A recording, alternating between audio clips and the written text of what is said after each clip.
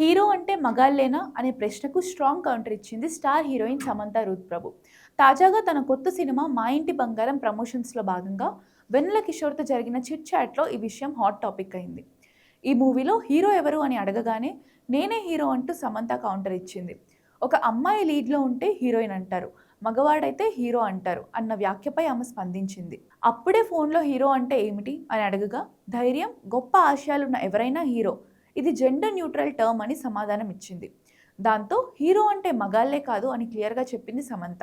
మహిళా సాధికారతపై ఎప్పుడు గలమెత్తే సమంత ఈసారి కూడా తన స్ట్రాంగ్ రిప్లైతో అందరి దృష్టిని ఆకర్షించింది. ఇప్పుడు ఈ కమెంట్స్ టాలీవుడ్ లో వైరల్ అవుతున్నాయి. హీరో అంటే మగాళ్లేనా అనే ప్రశ్నకు స్ట్రాంగ్ కౌంటర్ ఇచ్చింది స్టార్ హీరోయిన్ సమంత రూత్ ప్రభు.